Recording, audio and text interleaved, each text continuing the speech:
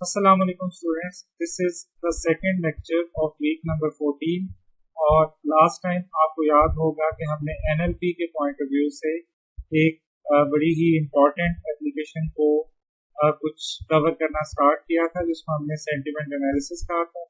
Sentiment analysis ये होता है कि we are given some comments या यूजर ने किसी प्रोडक्ट के बारे में या किसी न्यूज़ के बारे में अपने जो सेंटिमेंट्स हैं उनका इजहार किया हुआ है बाय यूजिंग सम टेक्स्ट, और हमने ये एनालाइज करना है कि वो सेंटिमेंट जो है वो किस टाइप का है, नेगेटिव सेंटिमेंट है या पॉजिटिव सेंटिमेंट है। तो उसके प्रोसेस को हम कुछ इस तरीके से करते हैं कि हम टेक्स्ट जो है उसको प्री प्रोसेस कर लेते हैं और उसके बाद हम इसको बैक ऑफ वर्ड्स के अंदर कन्वर्ट कर लेते हैं। तो डायरेक्टली टेक्स्ट को प्रोसेस करना पॉसिबल नहीं होता मशीन लर्निंग एल्गोरिथम्स के अंदर, तो हम उसको बैक ऑफ वर्ड्स जो हैं इसके अंदर कन्वर्ट कर देते हैं और फिर उसके बाद हम कोई मशीन लर्निंग एल्गोरिथम जो है वो अप्लाई कर सकते हैं। जैसे लास्ट टाइम हमने सिंपल सा एक मशीन लर्निंग एल्गोरिथम है जिसके ऊपर बात की थी, multi nominal machine learning algorithm जो कि नाइव बेस होता है। नाइव बेस के कॉन्सेप्ट के ऊपर बेस्ड होता है, इसके ऊपर हमने डिस्कस किया था। जरा क्विकली रिव्यू कर लें। फीचर्स को एक्सट्रैक्ट करने के लिए वो यूज बैग ऑफ वर्ड्स।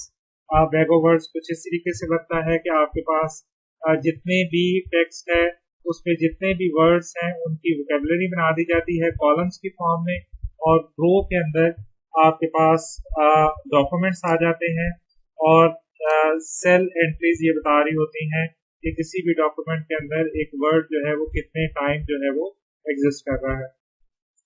इसको हम बैग ऑफ वर्ड्स कहते हैं। इसको काउंट वेक्टराइजर की क्लास अवेलेबल होती है, आप उसे इम्प्लीमेंट कर सकते हैं। ये भी हमने देखा था पाइथन के अंदर by using the count vectorizer. Bag of word जो है इसके कुछ इश्यूज के ऊपर भी हमने डिस्कस किया था और फिर उन इश्यूज को रिड्यूस करने का तरीका क्या है इसके ऊपर भी हमने बात की थी।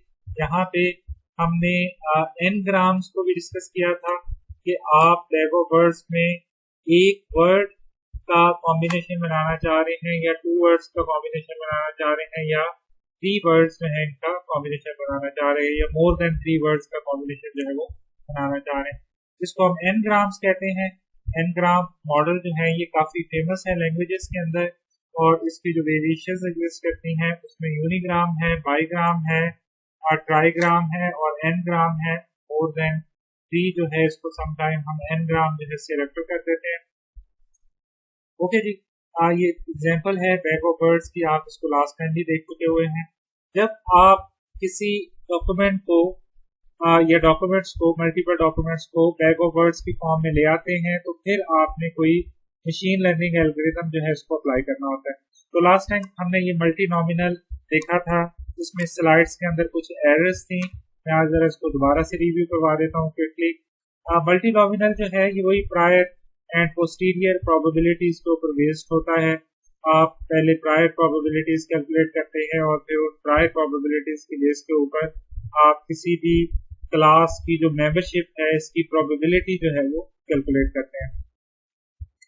इसका जो फॉर्मूला हम यूज करते हैं वो टोटल प्रोबेबिलिटीज का और प्रायर प्रोबेबिलिटीज का वो आपको यहाँ पे नजर आ रहे हैं। ये टोटल प्रोबेबिलिटीज का फॉर्मूला है। सबसे पहले देखिए इसमें क्या है। एन सी जो है ये number of instances of class c है और एन जो है ये टोटल नंबर ऑफ एग्जांपल्स या टोटल नंबर ऑफ इंस्टेंसेस है। उसके दूसरे फार्मूले के भी इंग्रेडिएंट्स देख लें। काउंट डब्ल्यू सी जो है ये काउंट ऑफ वर्ड डब्ल्यू है इन द क्लास सी। ठीक है, जिस क्लास की आप यहाँ पे बात कर रहे हैं दैट इज क्लास सी, तो count of word W in class C जो है इसको हम काउंट WC से रेफर कर रहे हैं और काउंट C जो है ये total number of character C है, टोटल नंबर ऑफ कैरेक्टर या वर्ड्स आप कह रहे ऑफ C है, और B जो है ये नंबर ऑफ यूनिक कैरेक्टर्स हैं। ये कैरेक्टर का वर्ड यहाँ पे आ रहा है, इसको भी करेक्ट कर लीजिएगा। It should be word, more appropriately it should be word. तो नंबर ऑफ यूनिक वर्ड्स या इसको हम वोकेबलरी साइज भी कह सकते हैं। बैग ऑफ वर्ड्स के पॉइंट ऑफ व्यू से आप नंबर ऑफ कॉलम्स इसको काउंट कर सकते हैं जो आपका यहाँ पे वोकेबलरी साइज है। तो ये एक एग्जांपल हमने देखी थी। इसके अंदर हमारे पास 4 इंस्टेंसेस हैं और फिफ्थ के बारे में हमने बताना है कि वो किस क्लास से बिलोंग करता है। तो ये फार्मूला हम यूज करेंगे कि प्रायर प्रोबेबिलिटीज हैं, क्लास C 3 टाइम्स आई है तो दैट प्रोबेबिलिटी विल बिकम 3/4, और क्लास J की प्रोबेबिलिटी एक दफा आई है तो दैट इज 1/4। उसके बाद आपने वर्ड चाइनीज देखना है। चाइनीज जो है सबसे पहले आपने देखना है कि क्लास C में कितनी दफा आया है। ओके, तो अगर आप काउंट करें तो चाइनीज जो है ये क्लास C के अंदर जो है आप यहाँ पे इसकी काउंटिंग कर सकते हैं कि क्लास C के अंदर जो है चाइनीज जो है ये 5 टाइम जो है वो यहाँ पे आ रहा है। 5 टाइम जो है वो क्लास C के अंदर आ रहा है। C क्लास के अंदर जो है वो वर्ड चाइनीज जो है वो 5 टाइम आ रहा है, तो इट विल बिकम 5 + 1। ओके, तो यहाँ पे फॉर्मूले में +1 आप कर रहे हैं ताकि जीरो का इफेक्ट जो है इसको रिड्यूस कर सकें। इसके बाद आपने काउंट करना है C को, count number of characters in number of words I should say in the class C। तो अगर आप काउंट करें तो दे आर 8। तो ये जो टोटल वर्ड्स हैं इस क्लास के अंदर दे आर 8। क्लास C के अंदर जो है वो टोटल वर्ड जो है वो 8 है। यूनिक वर्ड दोनों क्लासेस के अंदर 6 हैं। यूनिक वर्ड्स मैं आपको काउंट करके बता देता हूँ। Chinese, Beijing, Shanghai, Macau, Tokyo, Japan, तो ये 6 बनते हैं। यूनिक वर्ड जो हैं वो आपके पास सारे ट्रेनिंग डेटे के अंदर कितने हैं? 6। तो आपका वोकेबलरी साइज क्या बनेगा? वोकेबलरी साइज क्या बनेगा आपका? वो बनेगा 6। तो यहाँ पे 8 + 6 इस तरीके से आएगा, तो दैट विल बिकम 3/7। इसी तरीके से टोक्यो आप जानते हैं कि क्लास C में 0 टाइम आया है। ओके, नीचे वाला फैक्टर वही रहेगा 8 + 6। और जापान जो है ये भी क्लास C के अंदर जो है वो 0 टाइम आया है, तो नीचे वाला फैक्टर वही 8 + 1 रहेगा, तो दैट इज 1/14। ये पिछली जो आपकी स्लाइड थी, पिछली वीडियो वाली, उसमें यहाँ पे एरर थी, तो अब मैंने उसको करेक्ट कर दिया हुआ है। और इसी तरीके से आप बाकी प्रोबेबिलिटीज जो है वो कैलकुलेट कर लेंगे। जो आपकी क्लास J है इसमें टोटल वर्ड्स 3 हैं, आप देख रहे हैं। ओके, वोकेबलरी साइज आपका 6 ही रहेगा हर एक के लिए, तो वोकेबलरी साइज आपको यहाँ पे सबके लिए जो है वो 6 नजर आ रहा है। अब आपने प्रेडिक्ट करना है कि ये जो डॉक्यूमेंट नंबर 5 है ये किस क्लास से बिलोंग करता है, क्लास J से बिलोंग करता है या क्लास C से। तो इसके लिए आप प्रायर प्रोबेबिलिटीज को यूज करेंगे। ये आपकी टोटल प्रोबेबिलिटी होगी। अगर आप क्लास C के बारे में देखना चाह रहे हैं तो 3/4, और ये 3/7 रेज़ टू पावर 3 इसलिए आया है कि इस डॉक्यूमेंट में चाइनीज 3 टाइम आया है, और चाइनीज की प्रोबेबिलिटी क्लास C के लिए 3/7 है, तो 3/7 रेज़ टू पावर 3 हो जाएगा। इसके बाद बाकी 2 वर्ड्स हैं टोक्यो एंड जापान, और टोक्यो एंड जापान जो है इसकी प्रोबेबिलिटीज हैं 1/14। तो आप 1/14 कर देंगे। इस तरह से आपकी ये प्रोबेबिलिटी बनेगी 0.003। इसको अगर आप नॉर्मलाइज करते हैं तो ये आपकी प्रोबेबिलिटी बनेगी यहाँ पे 30%। ओके, सही हो गया जी। इस तरीके से आपने दूसरी क्लास के लिए चेक करना है इसको। 1/4 टोटल प्रोबेबिलिटी, 2/9 प्रोबेबिलिटी है चाइनीज की क्लास J के लिए। ओके, तो ये 2/9 रेज़ टू पावर 3 बन जाएगा और बाकी प्रोबेबिलिटीज बन जाएगी। तो इसी तरीके से आपकी यहाँ पे प्रोबेबिलिटी बनेगी 10%। और चूंकि प्रोबेबिलिटी ऑफ क्लास C ज्यादा है तो इसलिए इस डॉक्यूमेंट के लिए हम जो प्रेडिक्ट करेंगे कि ये किस क्लास से बिलोंग करता है, तो it belongs to the class C। Okay जी, इस मेथड को हम मल्टी नॉमिनल नाई बेस जो है वो प्रेफर कर रहे होते हैं। आगे मूव कर रहे हैं और अब ये सारी डिस्कशन जो है इसको हम एक कॉम्प्रिहेंसिव एग्जांपल जो है इससे सॉल्व कर लेते हैं। सेंटिमेंट एनालिसिस जो है इसके पॉइंट ऑफ व्यू से सबसे पहले तो आपको डेटा रिक्वायर होता है। अगर आप इंटरनेट पे जाएंगे तो आपको काफ़ी अबेंडेंट किस्म का डेटा जो है वो अवेलेबल होता है सेंटिमेंट एनालिसिस के लिए। कमेंट्स जो हैं हज़ारों के हिसाब से कमेंट्स होते हैं और वो टेक्स्ट फाइल के अंदर या डेटा फाइल के अंदर जो है वो सेव्ड होते हैं, आप उनको यूज़ कर सकते हैं। काफ़ी डिफरेंट जो है आपके पास इसके रिसोर्सेज अवेलेबल हैं। यूसीआई की वेबसाइट पर भी कुछ डेटा अवेलेबल है, मूवीज़ के रिव्यू का कागल की वेबसाइट के ऊपर भी अवेलेबल है। आप कुछ प्रोडक्ट्स को लेके 40-50 कमेंट्स का डेटा जो है खुद से भी फॉर्मुलेट कर सकते हैं, या कुछ न्यूज़ वगैरह के जो कमेंट्स है आप उनको भी कंसिडर करके खुद से डेटा जो है वो लेबल कर सकते हैं। क्योंकि ये सुपरवाइज लर्निंग है तो इसलिए आपको डेटा जो है इसके लिए खुद से ही जो है वो लेबल करना पड़ता है कि एक कमेंट जो है वो किस कैटेगरी से बिलोंग करता है, नेगेटिव कैटेगरी से बिलोंग करता है या वो पॉजिटिव कैटेगरी जो है वो उससे बिलोंग करता है। इसी तरीके से मैंने कुछ डेटा लिया इंटरनेट से और फिर उसको थोड़ा शॉर्ट कर दिया। एक्चुअल तो उसमें 500 के करीब कमेंट्स थे, तो मैंने उसमें से कुछ थोड़े से कमेंट्स जो हैं इनको कॉपी करके एक टेक्स्ट फाइल में सेपरेट कर दिया।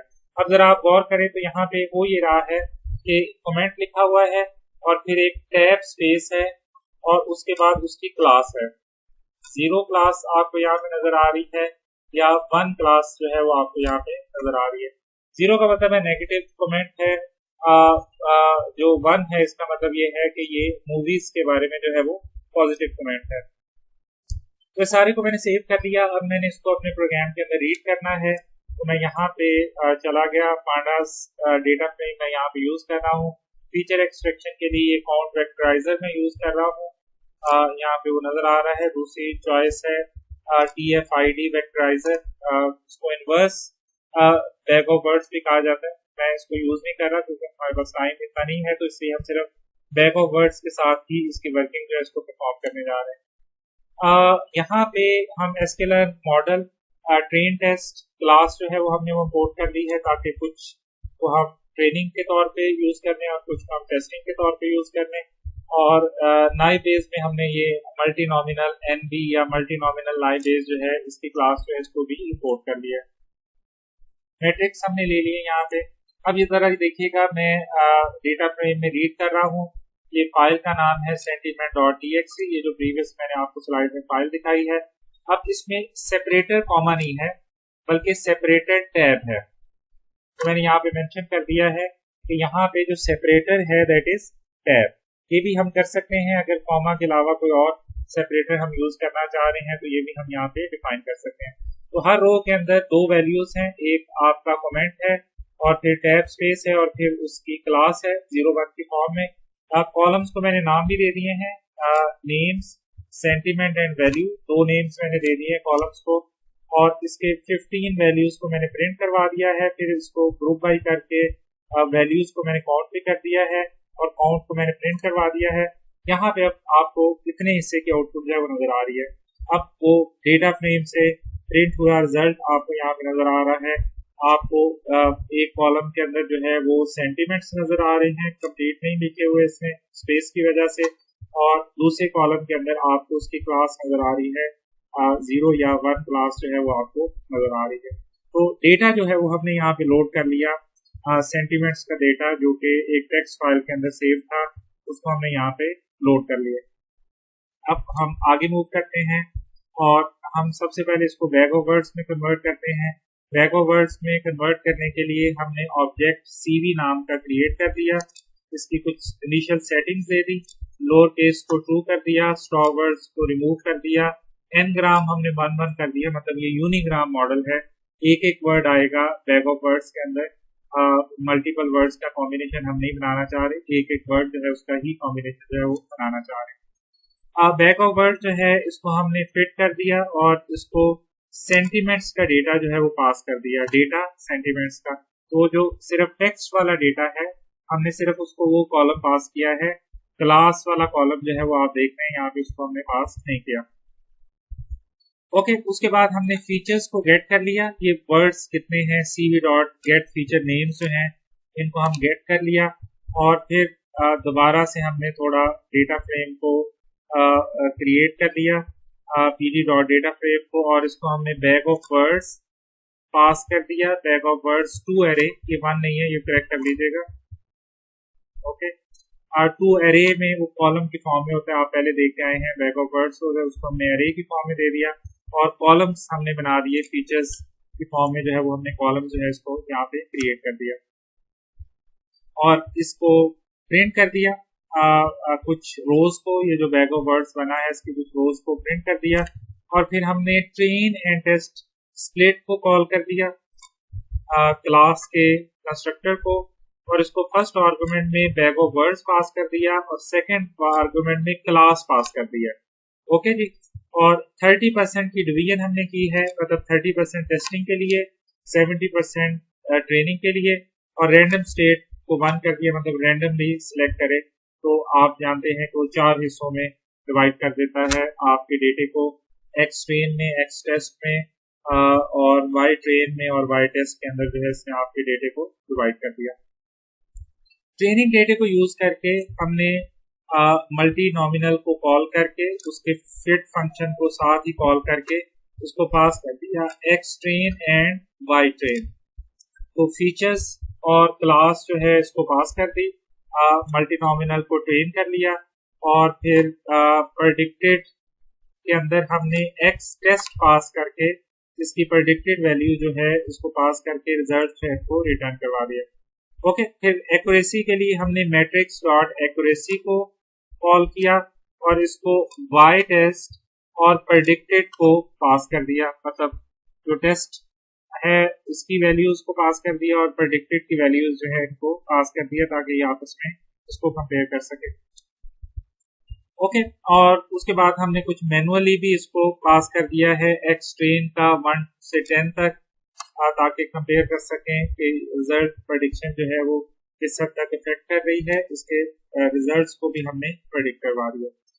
ओके जी, अब जरा इसके आउटपुट पे गौर करिएगा। सबसे पहले तो ये आपको बैग ऑफ वर्ड जो है वो यहाँ पे नजर आ रहे हैं, डॉक्यूमेंट्स के साथ वर्ड जो है वो आपको कॉलम के अंदर नजर आ रहे हैं और आप देख रहे हैं कि स्टॉप वर्ड रिमूव हो गए। स्टॉप वर्ड आपको कहीं पे नजर नहीं आएगा, उसके बावजूद भी आपका वोकेबलरी साइज जो है वो 121 है।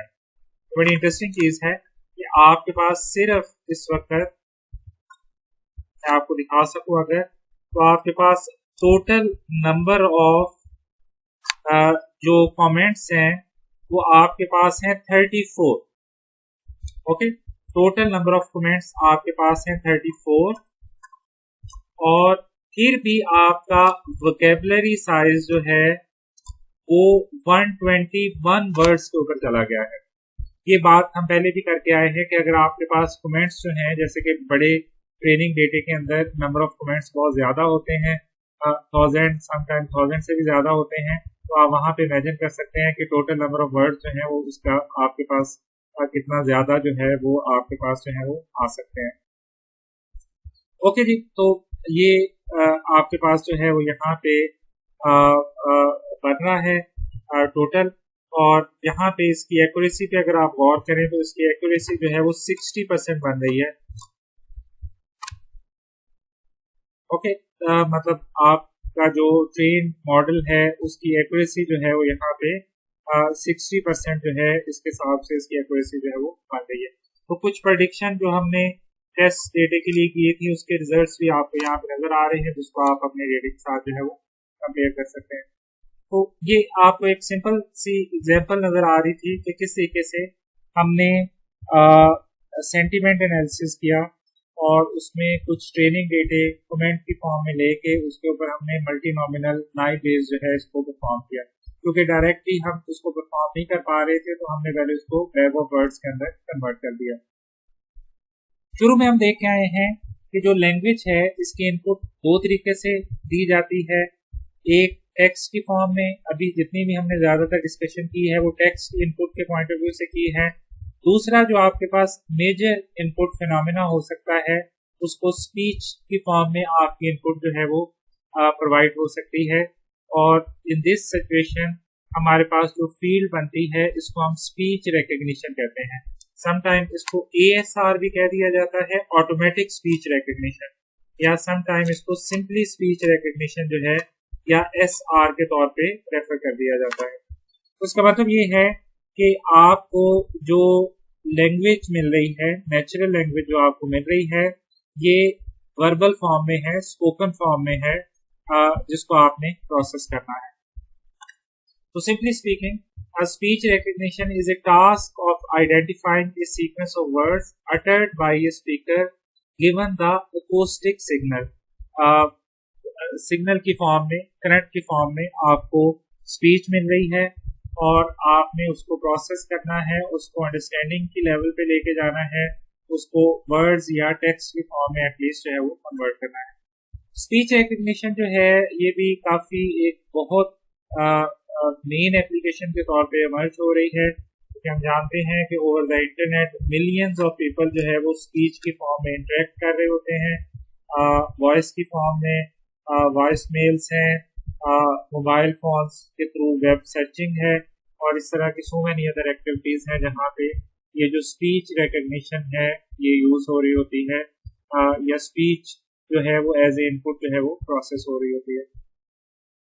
यहाँ पे अब हम ये देखना चाहेंगे कि स्पीच जो है, अगर ये लैंग्वेज स्पीच की फॉर्म में इनपुट हो रही है तो उसको फिर डील करने क्या क्या तरीका या क्या मेथड जो है वो एग्जिस्ट कर रहे होते हैं। The sounds made by the speaker are ambiguous and well noisy.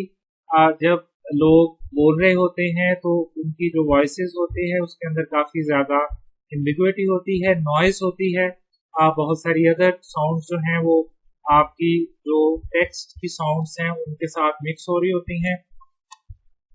जैसे अगर आप एग्जांपल दें कि अगर हम यही फ्रेज ले लें रिकग्नाइज स्पीच, तो इसको ये भी रीड किया जा सकता है रिकग्नाइज स्पीच के तौर पे, जो है इसको अंडरस्टैंड किया जा सकता है। अगर इसी चीज़ को हम क्विकली जो है वो बोले तो इसकी यहाँ पे एम्बिग्विटी जो है वो काफ़ी हद तक जो है वो बन रही होती है। तो इसी वजह से ये जो टारगेट है स्पीच रिकग्निशन का, ये काफ़ी ज़्यादा डिफ़िकल्ट होता है और इसके अंदर काफ़ी डिफरेंट तरह के इश्यूज जो हैं वो अराइज हो रहे होते हैं। नॉर्मली जो इश्यूज अराइज हो रहे होते हैं उनको हम कुछ इस तरीके से फ्रेज कर रहे होते हैं। एक जिसको हम सेगमेंटेशन कहते हैं। सेगमेंटेशन का मतलब ये है कि जिस तरह से रिटन टेक्स्ट में वर्ड्स के दरमियान स्पेसेस होती हैं, लेकिन जब स्पीच की फॉर्म में हमें टेक्स्ट इनपुट हो रहा होता है तो वहाँ पे कोई स्पेस अवेलेबल नहीं होती। ये चीज़ आप यहाँ पे भी देख सकते हैं कि रिटन टेक्स्ट में आपको हर वर्ड के दरमियान इंग्लिश लैंग्वेज के अंदर एटलीस्ट स्पेस नज़र आ रही होती है, लेकिन जब ये बोला जाता है तो इनके दरमियान कोई अप्रोप्रिएट इंटरवल अक्सर एग्जिस्ट नहीं कर रहा होता, स्पेशली जब बड़ी स्पीड के साथ बोला जाता है, नॉट इन अ वे हम डिलीवरिंग द लेक्चर। ये एक बड़ी स्लो पेस के अंदर हम यहाँ पे बात कर रहे हैं, लेकिन जब एक्चुअल कन्वर्सेशन हम कर रहे होते हैं तो वहाँ पे डिस्टिंक्ट इंटरवल्स नहीं होते वर्ड्स के दरमियान। ये स्पीच जो है इसके साथ मेन इशू होता है जो कि हम ऑब्जर्व कर रहे होते हैं। तो सेगमेंटेशन के तौर पे इसको हम रेफर कर रहे होते हैं।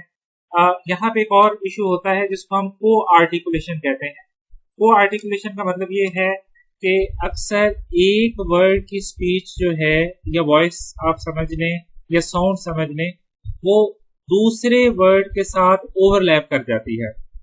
जब हम काफ़ी ज़्यादा रैपिडली बोल रहे होते हैं तो एक वर्ड जो है उसकी साउंड जो है वो दूसरे वर्ड की साउंड के साथ जो है वो मिक्सअप हो जाती है। तो जैसे यहाँ पे एग्जांपल भी दी गई है, when speaking quickly the S sound at the end of the nice merges with the b sound at the beginning of the speech, yielding something that is close to the sp। तो एक different सी sound जो है वो produce हो जाती है जब एक वर्ड की साउंड जो है वो दूसरे वर्ड के साथ जो है वो मिक्सअप हो जाती है। एक और इशू होता है जिसको हम होमोफोन्स कहते हैं। बहुत सारे वर्ड्स ऐसे होते हैं जिनकी जो साउंड है वो सेम होती है। जैसे यहाँ पे आपको एग्जांपल दी गई है कि टू जो है इट हैज़ सेम साउंड्स, लेकिन जब उसको वर्ड्स में हमने कन्वर्ट करना है तो तीन में से कोई एक पॉसिबिलिटी हो सकती है। TO2 भी हो सकता है, TOO भी हो सकता है और TWO भी हो सकता है। ये जो वर्ड हैं जो कि अक्सर लैंग्वेजेस के अंदर हमें नज़र आ रहे होते हैं जिनकी साउंड्स सेम होती हैं, इनको हम होमोफोन्स जो है वो कह रहे होते हैं। तो ये भी एक तरह से इशू होता है स्पीच रिकग्निशन के अंदर कि इन होमोफॉर्म्स जो हैं उनको हमने किस तरीके से रिजॉल्व करना है। तो considering all that, speech recognition जो है ये डिफरेंट तरीकों से स्पीच रिकग्निशन जो है इसको ट्राई किया जाता है, इसको इम्प्लीमेंट करने की कोशिश की जाती है, काफी इसके लिए एफर्ट की गई है। लेकिन out of all these efforts याद रखिएगा, जो स्पीच रिकग्निशन मेथड सबसे ज्यादा सक्सेसफुल है इसको प्रोबेबिलिस्टिक स्पीच रिकग्निशन सिस्टम कहा जाता है, या समटाइम इसको हम स्टैटिस्टिकल स्पीच रिकग्निशन भी कह देते हैं। मतलब जो टेक्निक प्रोबेबिलिटी वाली है या स्टैटिस्टिक्स वाली है वो काफी हद तक जो है वो सक्सेसफुल है स्पीच रिकग्निशन की फील्ड के अंदर। तो यहाँ पे भी आप इस चीज को समझ सकते हैं कि जब आपके पास स्पीच के अंदर टू आ गया है तो अब आपने ये रिजॉल्व करना है कि ये कौन सा टू है, TO2 है, TOO2 है या TWO2 है। तो इस चीज को आपने रिजॉल्व करना है।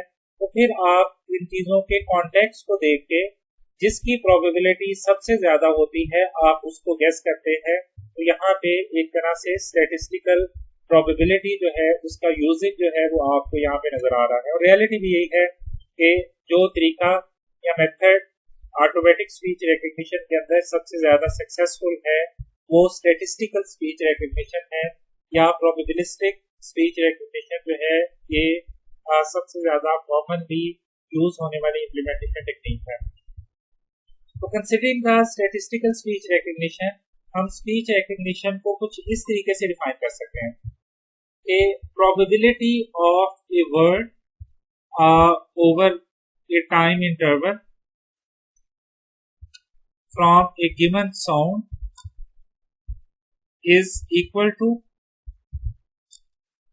probability of a word from a sound is equal to the prior probability of a sound over a word. Okay, तो किसी भी वर्ड को गेस करना आउट ऑफ द साउंड जो है इसको हम किस तरीके से मॉडल करते हैं कि हम प्रायर प्रोबेबिलिटीज जो हैं वो मेंटेन करते हैं और साउंड की जो कि वर्ड्स के ऊपर लेबल्ड होती हैं और ये ज्यादातर लेबल्ड होती हैं एक मॉडल को यूज करके जिसको हम HMM कहते हैं, इसके साथ जो है ये मॉडल होती हैं।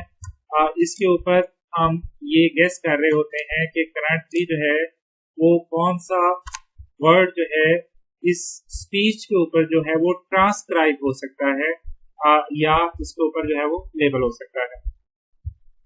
ओके, और यहाँ पे हमारे पास प्रायर प्रोबेबिलिटी ऑफ वर्ड भी है over A sequence of time या ए सीक्वेंस ऑफ टाइम इंटरवल। तो इस पूरी डेफिनेशन के अंदर हमारे पास दो बहुत ही इंपॉर्टेंट मॉडल्स हैं, एक जिसको हम एकोस्टिक मॉडल कहते हैं। तो जो पहला हिस्सा है इस डेफिनेशन का जो यहाँ पे दोबारा से लिखा गया है, prior probability of sound over the word, इसको हम एकोस्टिक मॉडल जो है इसके तौर पे जो है वो रेफर कर रहे होते हैं। और एकोस्टिक मॉडल जो है वो हमें ये डिफरेंशिएट करता है कि कैसे हमने वर्ड सीलिंग को डिफरेंशिएट करना है from the word ceiling. Okay, इनको दोनों को सेम तरीके से प्रोनाउंस किया जा रहा है, तो हमने इस चीज को कैसे रिजॉल्व करना है कि इनमें से ये कौन सा सीलिंग है। तो ये आपके पास सबसे पहला मेन इंग्रेडिएंट बनता है स्पीच रिकग्निशन सिस्टम का, जिसको हम एकोस्टिक मॉडल कहते हैं। AM मैं यहाँ पे इसको रेफर कर रहा हूँ, एकोस्टिक मॉडल जो है इसको हम रेफर कर रहे होते हैं। उसके बाद आपके पास दूसरा हिस्सा बन रहा है इस डेफिनेशन के अंदर, जिसको हम लैंग्वेज मॉडल कहते हैं। तो ये जो प्रोबेबिलिटी ऑफ वर्ड है which is used to make the probability of sentences, इसको लेके हम जो एक मैकेनिज्म बना रहे होते हैं इसको हम लैंग्वेज मॉडल जो है वो कह रहे होते हैं। तो जो हमारे पास दूसरा मेजर इंग्रेडिएंट बन रहा होता है that is the language model. Okay, इन दोनों को यूज करके हम जो रिकग्निशन का प्रोसेस है इसको परफॉर्म कर रहे होते हैं। एकोस्टिक मॉडल को और लैंग्वेज मॉडल जो है इसको हम यूज करके इसको रिजॉल्व कर रहे होते हैं। जैसे यहाँ पे नीचे बताया भी जा रहा है कि लैंग्वेज मॉडल जो है वो ये डिसाइड कर रहा होता है कि 500 टाइम्स ये ज्यादा प्रोबेबिलिटी है कि सीलिंग फैन अगर लिखा जाएगा तो ये एक्चुअली ये वाला सीलिंग फैन होगा, ना कि ये वाला सीलिंग फैन होगा। ओके, क्योंकि सीलिंग, चूंकि आप जानते हैं कि छत जो है उसको कहा जाता है, छत के निचले हिस्से को कहा जाता है, तो अगर फैन आ रहा है तो 500 टाइम ये ज्यादा प्रोबेबिलिटी है कि ये CE वाले सीलिंग की बात हो रही है, ना कि SE वाला सीलिंग जो है इसकी बात हो रही है। तो ये सारी जो डिस्कशन है, ये जो सारी प्रोबेबिलिटीज है वर्ड के कॉम्बिनेशंस की, they are maintained in the language model और ये प्रायर कैलकुलेटेड होती हैं। आप जानते हैं ना, अब ये नाइव बेस को आप काफी डिफरेंट तरीकों से यूज करते आ रहे हैं। ये जितनी भी प्रोबेबिलिटीज हैं ये आपने लर्निंग या रिकग्निशन से पहले कैलकुलेट की होती हैं। तो ये मॉडल जो है वो आपने पहले से बनाया होता है। एकोस्टिक मॉडल और लैंग्वेज मॉडल जो है ये आपने पहले से मेंटेन किए होते हैं। जैसे पहले भी मैंने आपको बताया है कि इनको बनाने के लिए जो कॉमनली यूज होने वाला मेथड है that is hidden Markov model, या जिसको HMM कहा जाता है। अब ये कुछ फॉर्मल डेफिनेशन है स्पीच रिकग्निशन की जो आपको यहाँ पे नजर आ रही है, और ये डिफाइन भी कर रही है कि आपके पास स्पीच रिकग्निशन सिस्टम के अंदर दो मेजर इंग्रेडिएंट्स हैं, acoustic model and language model. ये अब बात यहाँ पे लिखी हुई नजर आ रही है कि once we have define the acoustic and language models, तो फिर हमें आसानी से उसके ऊपर हम सर्चिंग कर सकते हैं। और सर्चिंग के लिए जो कॉमनली यूज होने वाला मेथड है इसको विटरबी सर्च कहा जाता है, या विटरबी एल्गोरिथम कहा जाता है। सर्च एल्गोरिथम है ये बेसिकली। और ये जो लैंग्वेज मॉडल्स हैं, एकोस्टिक एंड लैंग्वेज मॉडल्स हैं, इनके ऊपर सर्चिंग के लिए परफॉर्म होता है। मतलब आप देख सकते हैं, मैचिंग समझ लें, सर्चिंग समझ लें कि किस मॉडल के साथ ये सबसे ज्यादा मैच हो रहा है, किस वर्ड के साथ सबसे ज्यादा मैच हो रहा है, और फिर अल्टीमेटली किस सेंटेंस के साथ ये सबसे ज्यादा मैच हो रहा है। इस चीजों को रिजॉल्व करने के लिए हमारे पास ये सर्च एल्गोरिथम अवेलेबल होता है, जिसको हम विटरबी सर्च के तौर पे जो है वो रेफर कर रहे होते हैं। पहले भी मैंने आपको बताया है कि ये जो दो आपके पास मॉडल्स हैं जो अभी हम डिस्कस करके आए हैं, एक जिसको हमने एकोस्टिक मॉडल कहा है AM, और दूसरा जिसको हमने लैंग्वेज मॉडल कहा है LM, लैंग्वेज मॉडल। इनको रिप्रेजेंट करने के या इनको मॉडल करने के प्रायर है, क्योंकि ये सारी डिस्कशन या प्रोबेबिलिटीज आपकी प्रायर कैलकुलेटेड होती हैं, तो इनको मॉडल करने के डिफरेंट तरीके हैं। लेकिन जो सबसे फेमस तरीका है वो HMM है, या हिडन मार्कोव मॉडल है, which is based on Markov chains. ये जो सारा मॉडल कंस्ट्रक्ट किया जाता है, ये ट्री लाइक मॉडल आप इसको समझ सकते हैं फॉर अंडरस्टैंडिंग पर्पस। तो इसको बनाने के लिए जो तरीका यूज किया जाता है that is hidden Markov model. तो आप एक तरह से कह सकते हैं कि एकोस्टिक मॉडल को बनाने के लिए हम HMM को यूज करते हैं, और लैंग्वेज मॉडल को बनाने के लिए भी हम HMM जो है इसको यूज करते हैं। और फिर किसी खास वर्ड को या साउंड को सर्च करने के लिए हम विटरबी सर्च एल्गोरिथम जो है इसके ऊपर अप्लाई करते हैं। ओके जी, थोड़ा हम आगे मूव करते हैं और जरा क्विकली डिस्कस कर लेते हैं एकोस्टिक मॉडल को। एकोस्टिक मॉडल जो है ये माइक के ऊपर जो आपने साउंड होती है आपकी, उससे स्टार्ट होता है, एनालॉग अकोस्टिक सिग्नल से स्टार्ट करता है, फिर ये उसको डिजिटल सिग्नल में कन्वर्ट कर देता है, फिर ये उसको फ्रेम्स और फीचर्स में कन्वर्ट कर देता है, फिर ये उसका HMM फोन मॉडल बनाता है।